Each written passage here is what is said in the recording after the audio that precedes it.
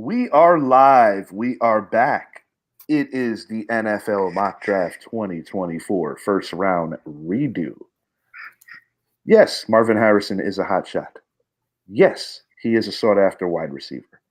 But when one pick knocks the axis off its wheel, we have no other choice but to redo it to show you something you can feel. We will be back in just a moment.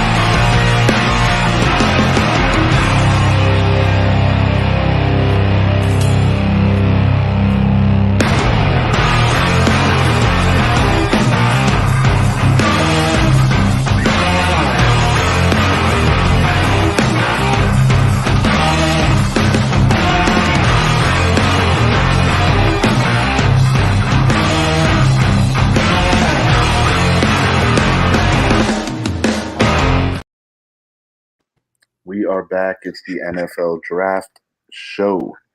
Part one went in a couple of directions that I personally think that when they happen in real drafts, really just set a domino effect of a lot of things that you just don't see coming as a viewer.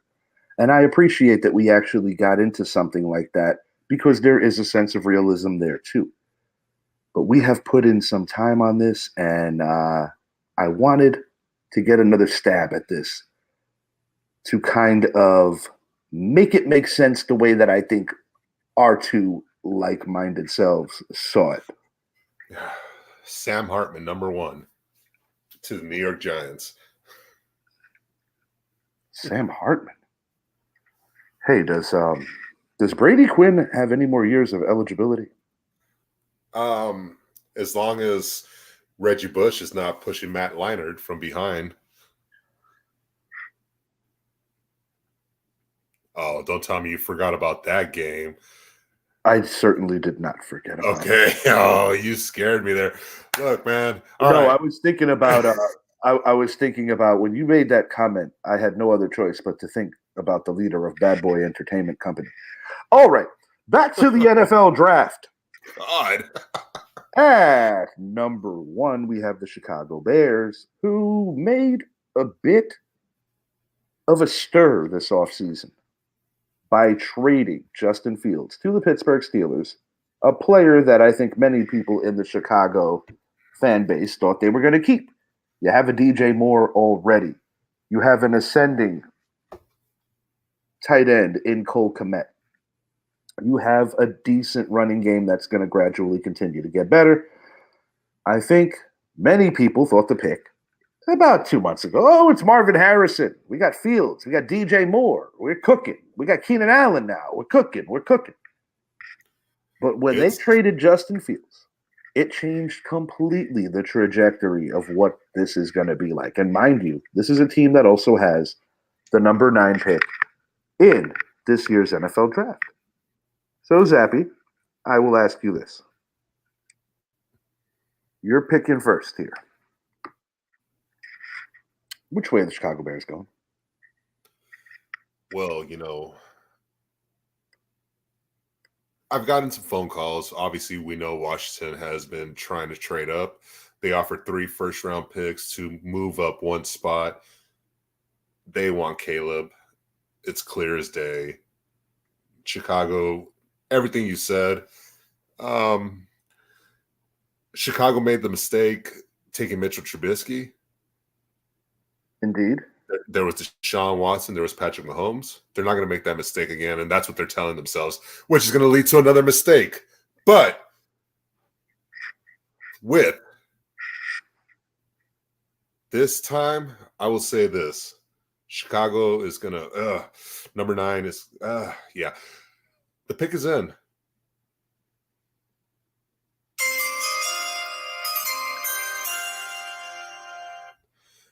And with the number 1 pick in the 2024 Richie Hicks Jr. Sports Podcast Mock Draft, the Chicago Bears are taking Caleb Williams.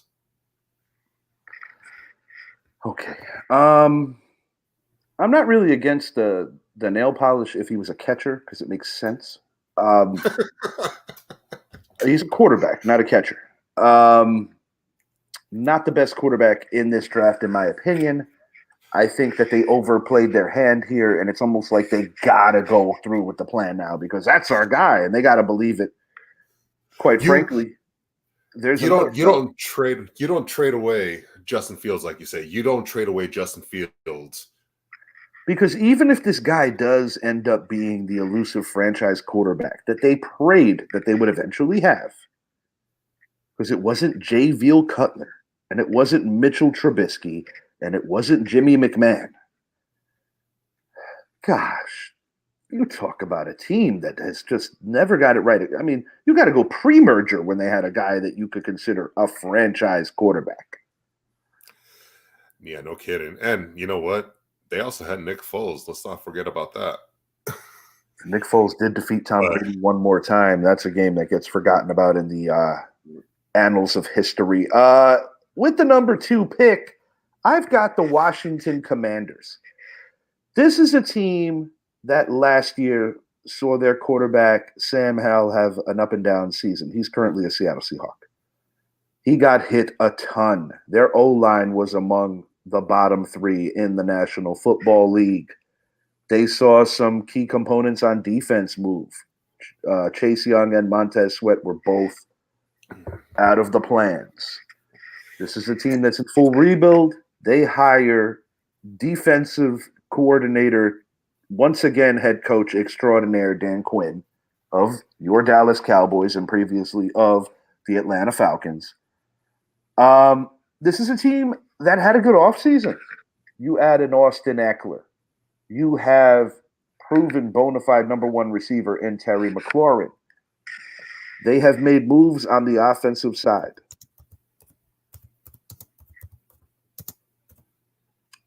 A lot of ways they could go, but only one way they should.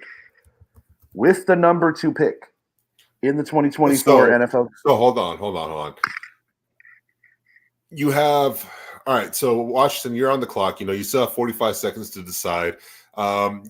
You're trying to figure out. They allowed the most sacks in the NFL last year. Offensive tackle makes a lot of sense. You need to get someone to team up with Scary Terry. But, you try trading up to number 1. Is the pick in? I am ready to announce the pick. All right.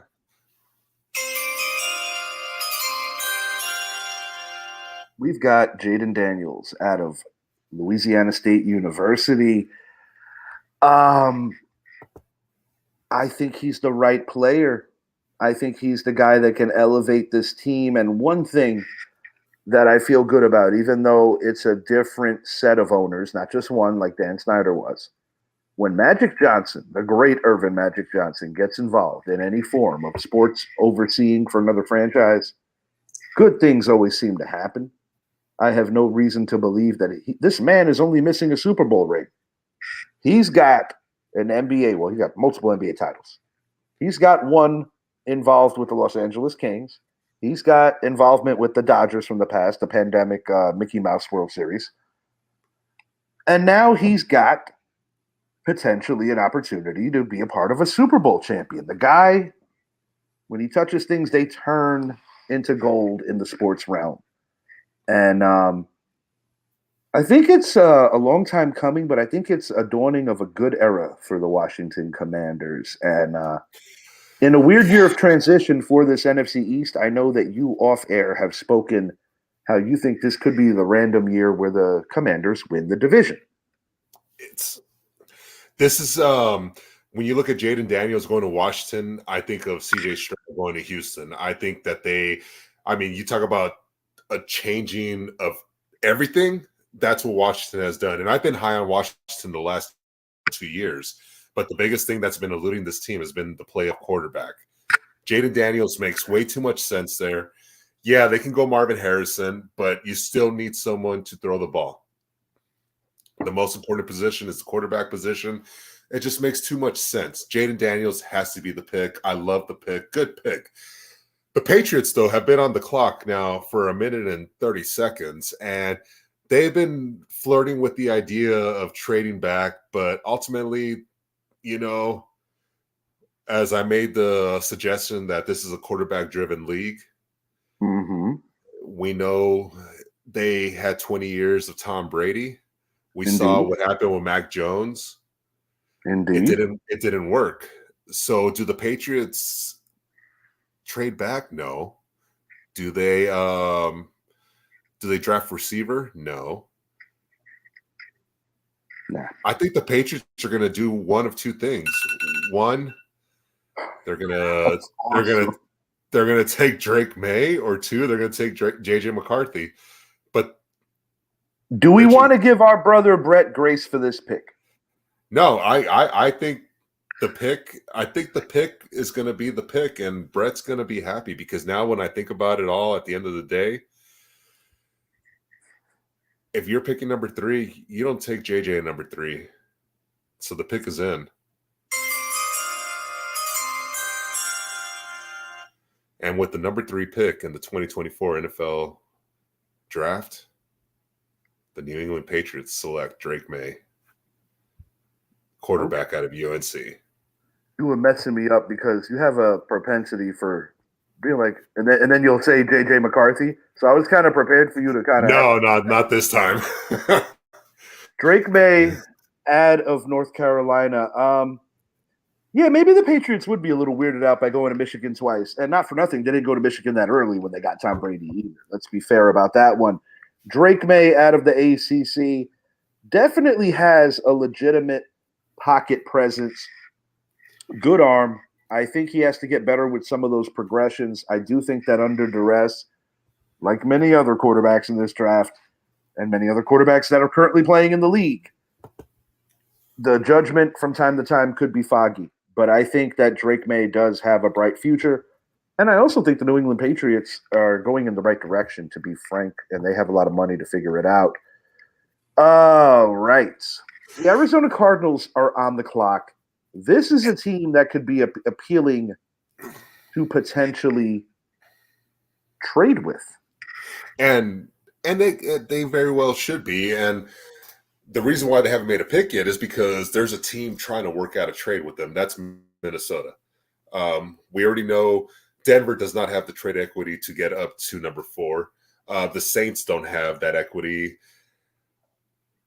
The Raiders don't really either. And Minnesota is talking. They're like, hey, look, we're going to offer you number 11. That goes without saying, but we're going to offer you a first next year too. But are the Vikings really going to give up number 23 as well to move up? No, they're not going to. They're going to offer a second and a third as well.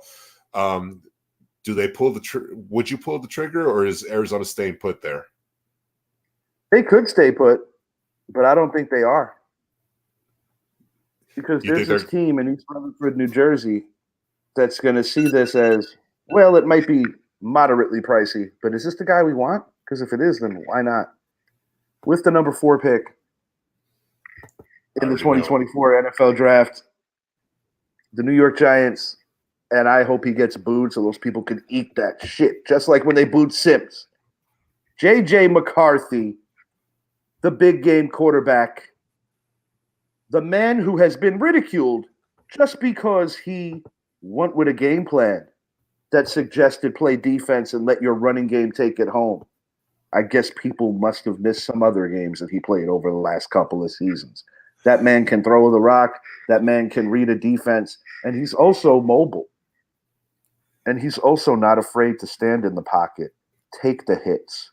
Most importantly, he's a champion, and he knows how to play when the lights are the brightest. I don't care what the fan base thinks. J.J. McCarthy is the right quarterback for the New York Football Giants. Did I strategically convince you without trying to convince you? Because I did not see that one. I'll be honest. I've been very up and down about what I want the Giants to do, and there's parts of me that are like, man, you could really get a boss receiver. But when I think about the fall off after J.J. McCarthy being the fourth quarterback taken in this draft, and I think about the injury histories of Jordan Travis, Michael Penix, the honest doubt in my mind of the other quarterbacks that are in this draft, and one of the guys that I actually believed in that's now going to be a tight end because on many mocks a couple of weeks ago, I was like, Joe Milton, that dude has a cannon. Now he's going to be a freaking tight end. He's going to be Taysom Hill 2.0. Or he might be Logan Thomas. Indeed. And I would not be the least bit pissed with this move. But we shall see. I have a feeling this could really come to fruition.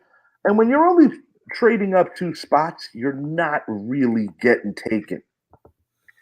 And I like the pick. I like the pick a lot. You know, you've asked me multiple times on many episodes, the Giants, Zappy, what do they do? And I have emphasized the importance of drafting J.J. McCarthy. I think J.J. McCarthy is going to be a Super Bowl winning quarterback. A lot of people will say he's a game manager. He's a game manager. Well, Tom Brady was a game manager. Because in a national title game, he went with the game script that defines him as a game manager now? Yeah, that's the thing. And, you know, he's a system quarterback. Every quarterback is a system quarterback. Every quarterback belongs in the system. They don't just come in and do what they want. This isn't playing in the backyard. Exactly. And for that reason, I love it because Arizona, you move back 2 spots, you could still get Marvin Harrison, Odunze, or Malik Neighbors, and see what happens. You know, the Chargers, they're on the clock, and what just happened?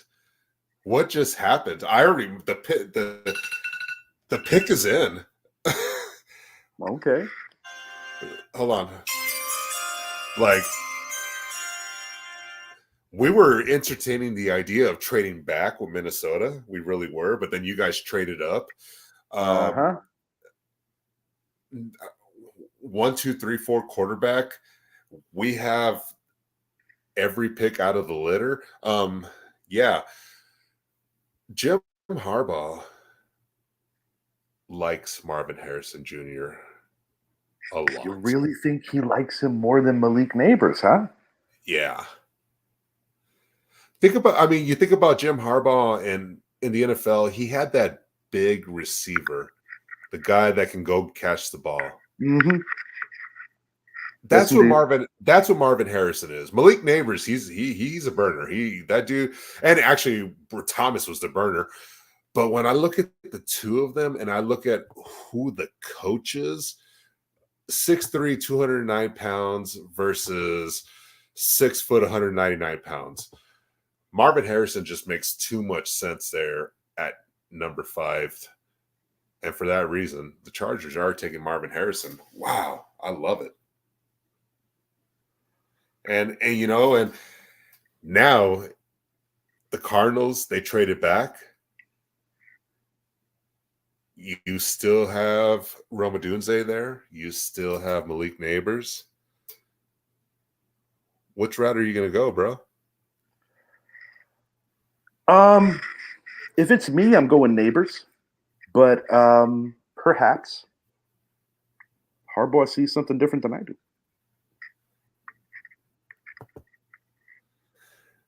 That's I just there's just a lot of things when I look at what the Chargers team, they could have easily traded back here, but the fact that the quarterbacks went 1, 2, 3, 4, I think that's what's honestly going to happen. I think it's going to be 1, 2, 3, 4 quarterbacks. So the fact that you went that route is perfect.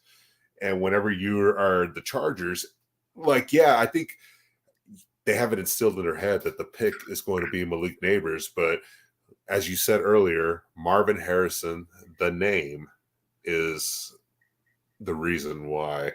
And what kind of splash would that be for the city of Los Angeles and their Chargers?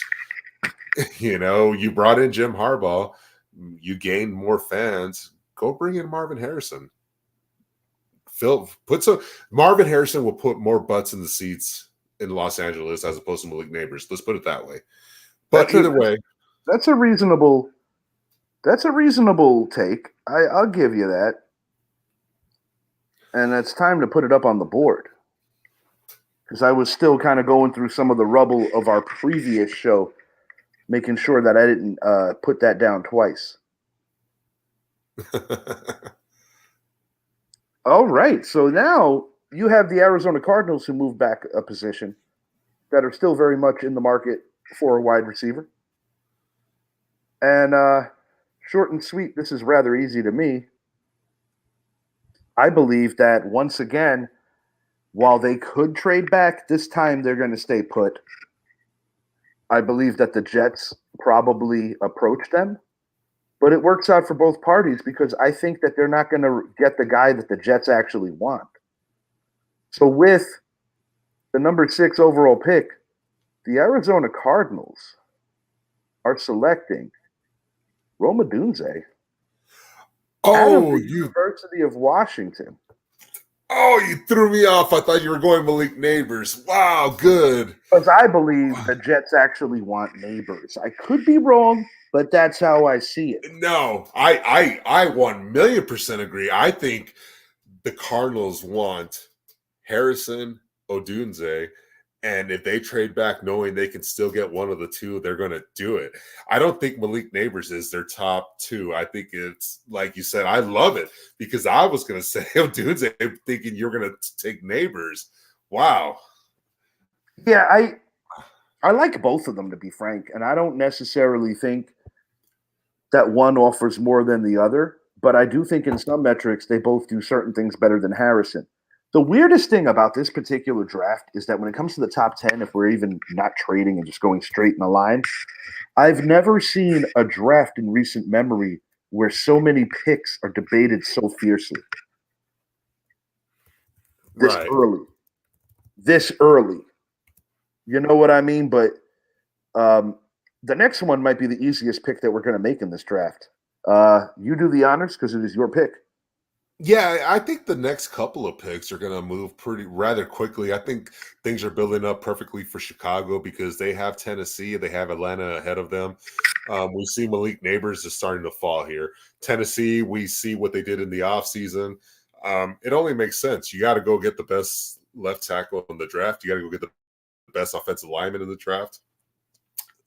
This dude is a hoss. The dude has got a great punch. He's got great reach. 6'7". I mean, gosh. He does Doesn't it he? all, and he plays for our favorite college football team. Yeah, 6'8", 321 pounds. They need a left tackle. Joe Alt, you are now a Tennessee Titan. I mean, it just makes too much sense, man. And you made the assimilation to what he brings and fills the void since having a talent like a guy like a Taylor Lewan. So I love the pick. I think it's an easy pick. And I believe that he's going to have a hell of a career. And I will say this, though. While all this was happening, and as you're on the clock, a trade just went down.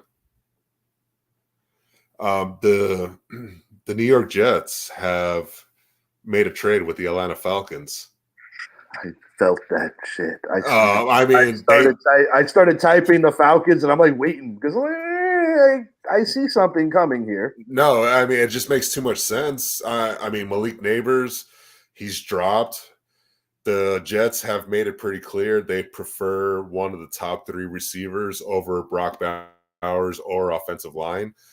You have to only jump the Chicago Bears. I mean, Chicago's going to probably try to trade up with Atlanta. Atlanta knows they're going to get their guy, Dallas Turner, at number 9 or 10.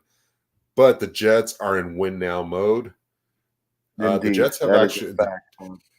hey, so I'm telling you right now, the Jets have moved up. The trade is they offered number 10 as well as number 72 All right, to move up. I'm actually typing it in right now as you speak. Yeah, they offered number 10 and number 72. Atlanta couldn't balk at that because why?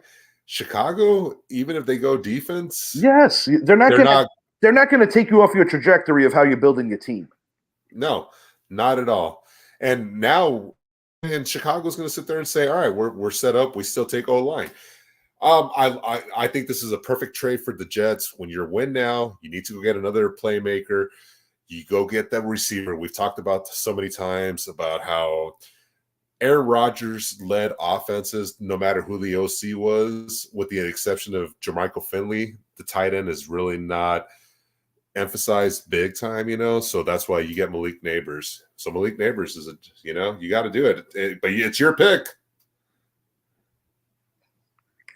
Yeah, I mean, I'm why do you think I did a Dunze at 6? It's Malik Neighbors, Gang Green. Welcome. I like it. I like it. Now at number 9, on the previous show, we did mention the rarity of pairing 2 tight ends together. I'm just pitching this to you. We know that the Chicago Bears have a very good tight end that came out of Notre Dame and is still in the young stages of his career. But we also know that a true game changer coming out of UGA could really spice up that offense and make it a little more manageable, a little more safer, a little more comfortable for young Caleb Williams. You know who I'm speaking about. And when I think about great tight end duos, they're few and far between, and they don't happen very often. Usually you get one stud and one guy that's like capable, but not like stud, like next level. The only time that I think I've seen it at such a noticeable level, 2011 New England Patriots, the late Aaron Hernandez alongside Rob Gronkowski. They ultimately lost the Super Bowl to the Giants. They were terrific together in the short time they were together. And truthfully, Hernandez's off the field issues led to Gronkowski getting the payday because a lot of people forget that Hernandez got paid first. But, not only did he get paid first, he got drafted before Gronkowski. Indeed, and when you consider that Rob Gronkowski on many people's metrics is the greatest tight end of all time, or at least in the conversation, how good would Aaron Hernandez have been if he didn't make poor decisions off the field? I mean, I won't say how good would have Aaron Hernandez been. I will say how good would have Tom Brady been. Oh, my. Yeah, you could probably add, first of all, not for nothing, he may have never left New England. Like, right. For real, though. For real. I don't think he would have left New England. Do you know how proud I am to say that in addition to beating arguably the greatest offense of all time in 2007, we also beat the greatest tandem of tight ends of all time in the Super Bowl 4 years later? That's an overlooked value stat that doesn't get mentioned very often because, like, oh, they beat Bill and Tom. Dude, Aaron Hernandez and Rob Gronkowski were a sick combo. Yeah, it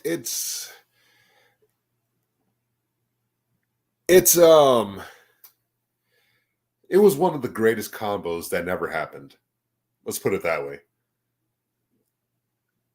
Yeah. That's what that was, because whether you're a fan of a receiver or a running back, or if you're just a fan of football, the fact how Bill Belichick was revolutionizing the game with the 2 tight end sets, I mean, great. I think I know where you're going. Chicago Bears. Go ahead and say it. I got to do it, bro. Just say it. I like it. The Chicago Bears are going Brock Bowers here. Brock Bowers. I like it. Tight end out of Georgia. And, what's crazy is I was looking at Chicago and I'm like, man, they can get a tight end here. They could also shock Atlanta and they could have gone Dallas Turner. But, hey, the Falcons are celebrating, man. Like, literally just that quick. They traded back. The guy they wanted fell to them. And the pick is in. Dallas Turner, he is now an Atlanta Falcon, even after trading back 2 spots. And now things get interesting because we get 3 teams right now that we know are quarterback needy. Minnesota tried moving up. They couldn't find a trade partner, but they didn't want to give up number 23. I get it. It's all about negotiating. Denver wanted to move up, but they couldn't quite do it because they don't have enough trade equity to give up. And the Raiders, I think if there's a guy they're going to move up for, it's going to be Michael Penix. But now they know they're not in position to trade up. So you're on the clock, Rich. What's going on here? Minnesota, what are they going to do? We know they need a quarterback. They need a defensive tackle. They've made it pretty clear they want quarterback. Yeah, they could definitely go a couple of different directions here. The running back would not get introduced at this juncture of the draft. That could be round 2, potentially round 3 even. There's one particular guy in mind, but it ain't time for him yet. This has been a quarterback-driven draft. It is a quarterback-driven league. I personally wouldn't do this, but I think the Vikings will, because you could still get that viable quality receiver at pick 23. So even though I do think that he's going to have a good career, and even though I do think that this young man does certain things better than anybody else in this draft, I personally wouldn't take him this early. The Vikings are going to do it, though. Michael Penix, welcome to Minnesota. You don't really have to change your colors all that much. You know, and when you look at it, I mean, they have Kevin O'Connell there as their head coach, and he doesn't really demand his quarterbacks to scramble much. And Michael Penix, a guy that's coming off of 2 ACL injuries, that system makes too much sense. You know, it's crazy because the last time pocket guy, he does, like in the Dable offense. I know certain guys were like, "Oh, marry Odunze and Penix in the pro level again," but the problem is, he's not built for the Brian Dable offense, because the Brian Dable offense requires you to take some hits and dull out some hits at the quarterback position. Because everybody loves to make fun of Daniel Jones. One thing he's done well in that offense is run the friggin' ball. Unless if he's falling over the imaginary foot monster, you know, the turf monster. Right. And, you know, and I think if this happens, the scenario that's building up, you know, you look at a team like Denver, because they're on the clock now, and that's my pick. Denver, we know what's wrong with them. Well, no, they're pissed, but I actually don't think they're too pissed because, look, their next pick is not till 76. And I think Bo Nix with Denver makes a lot of sense when I think about Sean Payton. But then Denver, I mean, you look at them, what else can they do? I mean, the first 5 quarterbacks. They might be shipping out Patrick Surtain. I do want to make a mention. It's going to be leaked a day or two after the real draft that the Denver Broncos approached the New York Giants with the Patrick Surtain deal. And while the Giants entertained it, they're like, "Nah, dog, we still want our quarterback." So that's what we're going to do. And that might piss off some people. But for that reason, and the fact that I think that the Denver Broncos are starting to look past quarterback at this juncture, because maybe the gentleman that you just mentioned, they might be able to actually score just slightly later. I actually think that I think what ultimately happens here is, yeah, I guess so. I think the Minnesota Vikings are going to be picking up a corner. The Denver Broncos are going to be picking up a corner. It's probably Terry and Arnold. It's definitely Terry and Arnold. I know that they could have gotten someone else. I think that's the way they're going, though. Once again, you know, when you measure certain guys that are close to one another in terms of talent-based standpoints, how do you separate these players? Sometimes it's what kind of big games have these guys played in? And Alabama, although, you know, previous years Georgia smacked them around, they did get a huge win that ended the three-peat bid. So I do believe that that's the move. And I think they're going to be happy because you could still get a quarterback on the way back.Maybe. Well, maybe. Maybe that's a blessing too. Because please tell the viewing audience who Bo Nix kind of reminds you of. Oh, man, this quarterback, a young man that my Dallas Cowboys tried trading up for. Thankfully, we didn't. But either way, he was a quarterback out of Memphis. Oh, 6'7", all 6'7" of you, Mr. Paxton Lynch. Your game did not translate to the NFL. I never thought it would. It never did. But for Denver, if they go that direction, they go Terry and Arnold, I like it because if you're not going to trade Surtain, let's get someone on the other side of him and let's solidify that defense. We know defense wins in the league. The only thing with it, you know, They don't have another pick till 76. Maybe they don't like Bo Nix. I think Bo Nix fits there. I think Bo Nix fits it with the Saints. I think Bo Nix fits with certain teams. But I like it. I like it. And you know what? The Raiders, they have it easy. The Raiders didn't think this guy was going to fall. I mean, we know they need a quarterback. Are they going to take Bo Nix? No. Bo Nix is not an Antonio Pierce kind of guy. Are they going to go running back? No, there's no running back worth taking this early. Not that early. They liked Arnold, and they were actually thinking Arnold's going to be there. They like Queion Mitchell. You know, he's still available. Hey, they need a DT. They have their pick of the litter between Newton and Murphy. Byron Murphy, yeah. But you know what? You have to protect the quarterback. You have to. It's a very important position. And who the hell thought he was going to fall this far? Yeah, the fact that Olu Fashanu is still there at 13 only makes the right sense, because when I look at Fashanu and I look at his style of play, that guy's got a punch, first of all.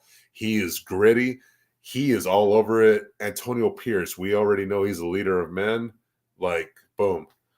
Fashanu, he is now a Raider. And that's a hell of a pick. It truly is. It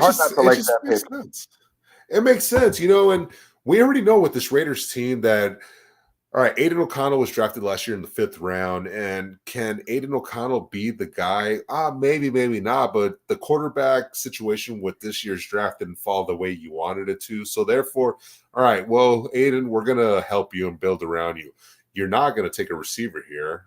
I mean, I guess you could, but no, you go BPA there in this situation. You go get yourself an offensive lineman. Go get yourself, protect that left side, protect it with somebody that fits Antonio Pierce's style. New Orleans Saints are on the clock, sir. Ryan Ramczyk, he is probably going to miss this year. The Saints have come out and said they want that they are going to draft a quarterback. They have. We don't know where they're going to draft them. Do they need to draft them early? No. Offensive line, I mean, they pretty much have their pick of the litter with the exception of 2 guys. Defensive line, we saw 1 DT. No, we haven't seen a DT go yet. Edge rusher, we saw 1 go. Hey, you're on the clock. Yeah, you're not going to be able to get another opportunity to get a lineman as good as any of the guys that are still available. And for that specific reason, and for the fact that they still have to protect Derek Carr, and I do have an idea of a quarterback that they might draft to be his predecessor in a later round, because he's coming off of an injury in his own right. I'm going to give a hint, too much of a hint. The man used to play for FSU. As this goes right now, currently, this is the player to take. Let's go. I hope I don't butcher this name. Talise Fuaga out of Oregon State. Oh, man, dude, that guy is I'm just playing. Troy Fotanu. Hey, you think you're the only one who could do that, huh? Oh, you got me. Just a bit. Well, I was really measuring both these guys. That's why I'm sorry. And you know what? Either way, no, both's good. I'm going to move it back. Let me go with the first name I said, because I was kind of trolling, but I didn't give you a warning that I was having fun with that. So, my bad, Zap. It's all good. You know, no, and really, you look at the same situation, you know, you still have Derek Carr there in that offense, but you have to protect them. Ryan Ramczyk is out. Go solidify that offensive line. We already know the depth behind a lot of these positions in this year's draft, but why not go get yourself the best available tackle and go get yourself Talise Fuaga? So I know I like it. And the Colts, you know, they're on the clock now, and we know that if Brock Bowers would have dropped, that they would probably going to try to work their way up. You look at the positions of need. They need another wide receiver there. Is this a time for them to take Brian Thomas? Maybe. It could be. They need DB help. They need cornerback. They need a safety. They need an edge rusher. They need a tight end. I'm looking at the Colts right now, and I'm thinking about what they have in place with their system, their team, and there's only one guy, in my opinion, that makes sense. You wanted Brock Bowers. He's no longer there. Queion Mitchell, cornerback, Toledo. That was good. I actually thought you were going offense, bro. I really, really did. I thought you were Now, going offense. I wanted to, but at this point in time, when you look at the needs compared to the value, wide receiver, I think Brian Thomas is a little bit of a reach there at 15. Just a little, a little. And this adds to an already talented Indianapolis Colts um, defense that doesn't get spoken about nearly as much as they probably should. I mean, this is a team people forget. They had a victory in Baltimore over the NFL's best regular season team last year. This is a team that had some signature wins and that was incredibly close to making the postseason without their quarterback, who they intended on running the whole year with. Gardner Minshew played in his place, but we're Right. talking about Anthony Richardson. You know, this is a team that, in my opinion, and this is kind of wild, they might be more complete in terms of ceiling in a couple of years than they ever were when they had Andrew Luck. And as the Colts go, you know, winning culture, they have had a propensity for always seeming to get it right when it comes to the quarterback position. I mean, now you get the other side of the field. Now you're talking about the other side. You're talking about the defense getting, in my opinion, a guy who could actually be a lockdown guy, not just a guy who might jump routes and get picks. Mitchell, on a lot of metrics, could be a sure thing. Um, is it going to have the same impact or the same genius level pick of, say, a Sauce Gardner? Not necessarily, but I like it. I like the pick a lot. So now that brings us up to, we are at number 16, and this will be our final pick for part one of this video, and then we'll do the other 16 on the next. But you got a Seattle Seahawks team that definitely has a lot of directions that they can go in. This is another team that has an aging Geno Smith, but they did take a chance on a younger fella, Sam Howell, who's looking to get his career back on track. So I'm willing to say that quarterback is not what they're looking for right now. Is it too early to take a running back? I certainly would say so. So let's ignore that one. Tyler Lockett is no spring chicken. DK Metcalf at some points has proven that he might be there, or he might also be a malcontent. But I still think that when it comes to the trenches and what this NFC West division brings, you still have to keep that line sturdy. And for that particular reason, while you could go defense and while you could go safety, man, that would be a good pick, though, to go safety. Am I going to talk myself out of what I'm about to do? Yes, I am. No. No. Oh, what are you going with? I'm thinking about it, but no, don't do it, Richie. Calm down. With the number 16 pick in the 2024 Richie X Jr. mock NFL draft, the Seattle Seahawks, let me just type this beast in, will be taking AC Latham, offensive tackle out of Alabama. I was thinking about going Cooper DeJean. I really was. And I'm like, you know what it is, man? I started getting nostalgic and getting like the Seahorn vibes. And I'm like, no, calm down, Ricardo. I like the pick too. I mean, you look at the Seattle team, they had such a successful draft 2 years ago, having 5 rookies starting. You see what they did last year with Witherspoon being their first pick in the draft. And I mean, Seattle is building something. It's a new culture, but a lot of the same pieces. And sometimes you just need that little bit of a kick. And I think they got it. I love the pick with JC Latham. I think go solidify that offensive line.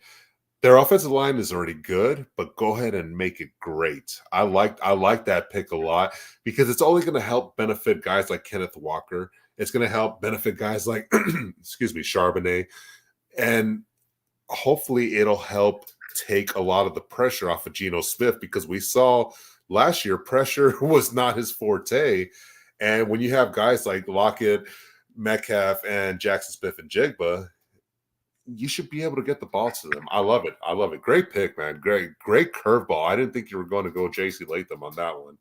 Man, I had like an emotional attachment to like the latter part of Seahorn's career where he became a safety after that ridiculous knee injury in that preseason game against the Jets where I want to break the TV, but I was at my uncle's house, so it wasn't even my TV. So, Right. And I also was, whatever. But the point is, preseason game, what the hell are you doing? I was so angry. But when I see Cooper DeJean, I see certain metrics of Jason Sehorn's game when he was no longer the dominant corner and then ultimately became a safety. And I do think that he's going to be a special player in this league. But when you consider that safety is one of the top three most replaceable positions in today's NFL, I had to get off my emotions and just say, no, that's not the best pick for them. And that's crazy too, because when I look at Cooper and when I look at Seattle, we already know Seattle. They lost what? Didn't they lose both their safeties, Diggs and Adams? Where did Jamal Adams sign? I'm drawing a blank on that because I do recall that, but it's not hitting me at the moment. But I know Jamal Adams, I don't believe he's in Seattle anymore. I'm going to verify that real quick. Thanks, appreciate that. Because I also lost sight of the fact that Sam Howell had gone there up until about 3 weeks ago.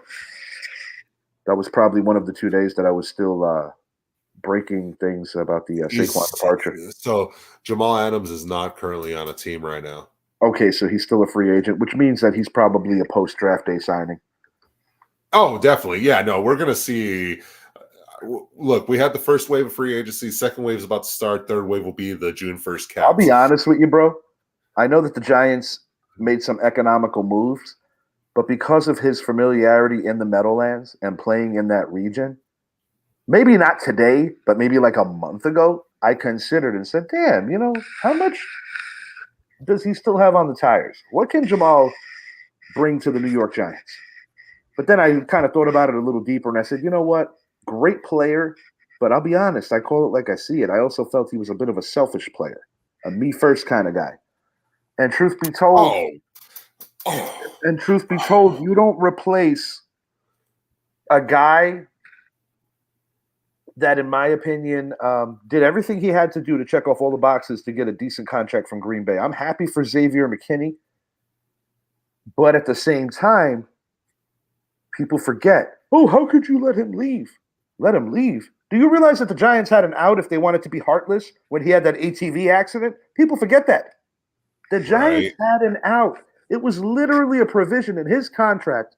And the only reason, well, he's also a very good football player, but the other reason why they didn't do him dirty is because they legitimately cared about the guy. But the Giants could have got out of that because of that. But I will say this, people have short memories. Oh, he played every down of the season. I can't believe they did this. Did he play every down in 22? And what did that injury do? Oddly enough, against Seattle, right before, what did that injury do to our trajectory for our season? Because prior to that ATV injury, we were right behind the Dallas Cowboys. Yeah, no shit. Thank you. And it was right after the Jacksonville game. Oh man, I will say this, man. I'm overlooking our draft picks, the first 16 picks of our draft, and I'm actually pretty. I'm going to give a quick draft recap. What do we have here? We're at minute. Let me just get 48. Back to the top of the screen, and we'll hit these back. Or do you want to do this, Zap? Would you like to open video 2 with going over these? We'll take a little 10-minute break. Up to you, bud. I'm good with you. Actually, yeah. Let's translate it. I'll say this. All right. Yeah, speak. We got a few minutes. I'm not going to go over the players that were drafted. What I'm going to do is I'm going to go over top available players with the teams remaining. So obviously we have Jacksonville, Cincinnati, the Rams, and the Steelers coming up next 4 picks. Jacksonville, we know they need DB help. The top 2 DBs are off the board. We know they need a receiver. A lot of the receivers off the board. The Bengals, they're coming up next. Brian Thomas, this is a stage where, hey, it might be time for him to go, 17 or 18. maybe even a little later. I don't know.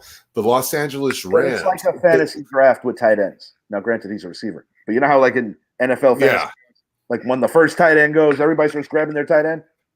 yeah, exactly. And That's what's going to happen, and I think Thomas might be the name that initiates that whole thing. and I'm looking at everything we have available. The Rams, hey, they're probably gonna have their pick of the best available defensive tackle unless the Jaguars go DT. They've I'm got looking quite at a hole to fill too on that front line. mhm. And I'm looking at the next few teams. I think we're about to see a run on offensive linemen when I look at what's coming up available. You Maybe got it. not. Well, I mean, there's this one team that plays in Ohio that it would behoove them to protect a fellow by the name of Joe Cool 2.0 because the original Joe Cool went to Notre Dame. So you're Not to be talking about confused, not to be confused with Joe Montaigne.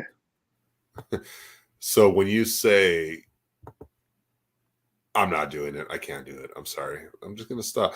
But no, hey, look, 10 minutes left. I You could like say this it, Zappy, draft. if you want to go movie mode. You could say it. It's okay, pal. It's late. I just love the people that are still hanging with us at this hour. If there's one thing I want to say is look, you were talking very highly of one certain player. He reminds you of a certain player. Yeah. Cooper DeJean, Hmm. or not Patrick Shane, Jason Sehorn. Sure. When I look at Cooper, dude, I think of one team that he fits really well. I already know where you're going because they lost some pieces there in the not so distant past.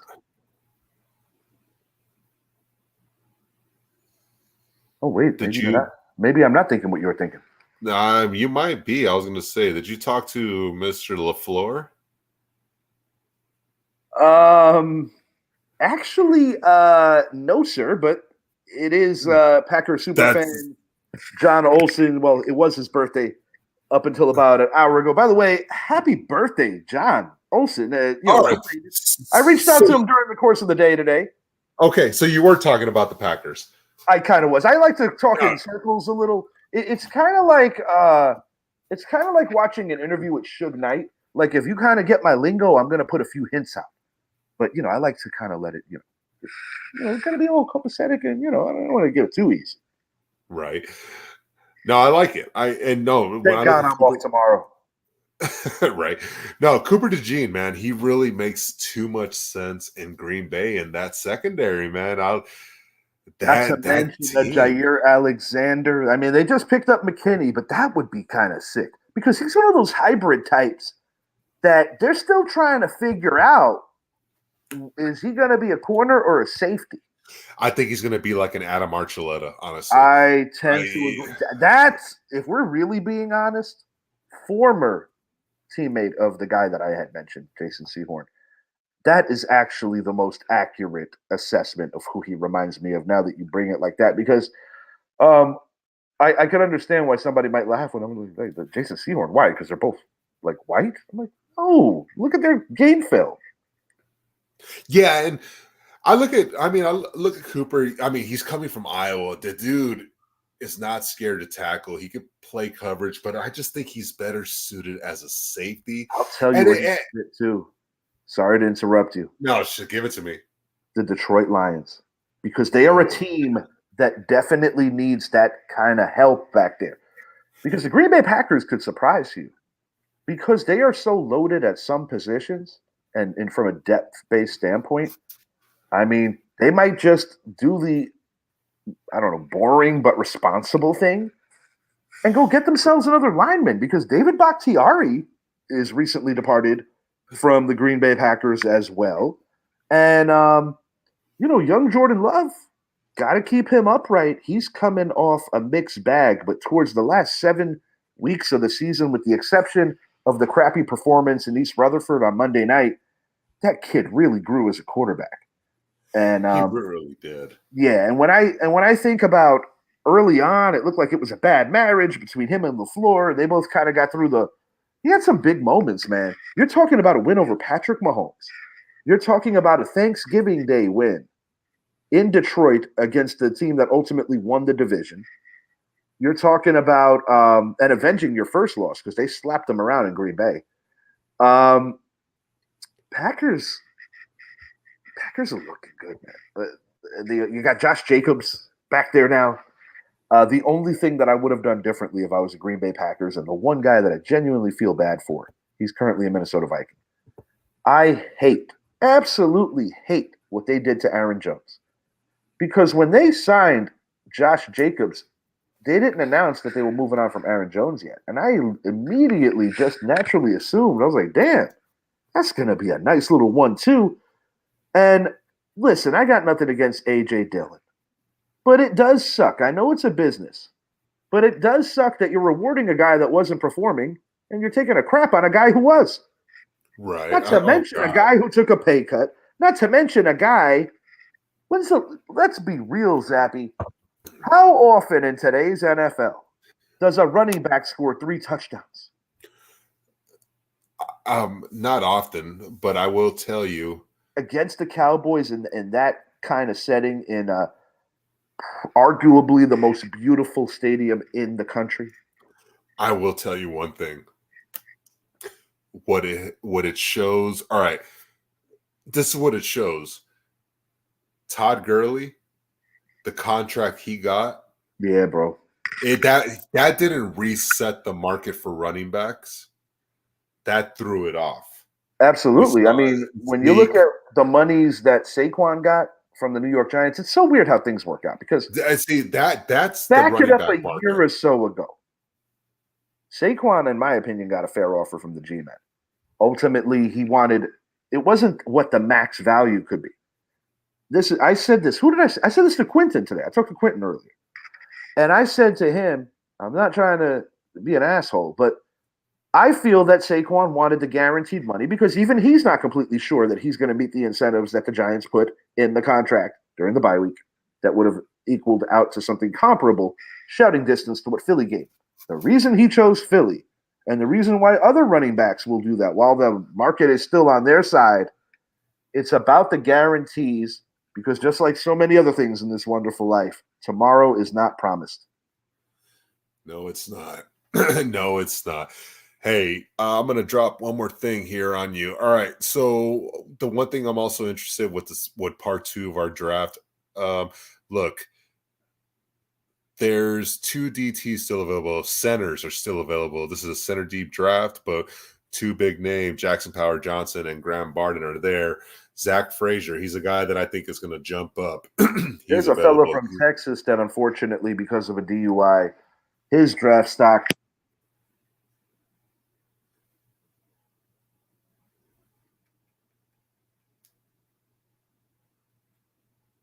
We can't hear you. We lost you. I believe that fella from Texas, Gotcha, Sweat, who unfortunately had a DUI, he's not going to be able to crack round 1 because of that, because of character-based issues. However, round 2 or later, I think it'll be round 3 personally, he is going to be a steal for somebody. You know, and it's crazy that how much DUI can really hurt you, you know, not getting political, but there's a quarterback by the name of Dak Prescott that at one point was a top 5 pick. And then, you know, he had a great junior season. Senior year was a little bit of drop back, but he did lose a lot of talent. But he got that DUI, and that caused him to drop to the 4th round. It was a blessing for my Cowboys, not going to lie. Look what it did to Randy Moss's, not just his stock initially, but even where he went to college, because Randy Moss was inches away from being a member of the Fighting Irish. Ultimately, before he ended up going to Marshall. Randy Moss was inches away of making the Hall of Fame before he ever played it down in the NFL. That's where his career was. He was that damn good, and it's so funny because on my main TV here in the living room, we're talking about Randy Moss. Randy Moss, we're not going to question how great he was. But if there's something to critique, taking plays off, and like many of his contemporaries on certain metrics, a diva. And I looked up, and it's just so damn funny. Odell's making the one-hander in a losing effort against your Cowboys. And that happens to be the still shot on my TV at the moment. So I just think that's funny. And I think that's the signal that we're going to take a 10 to 12-minute break, and we will be back to give you the second half of our day one picks. Thank you so very much for hanging with us, guys. We appreciate the love. We know it's late, had a couple of setbacks today, but thank you, and we will be back.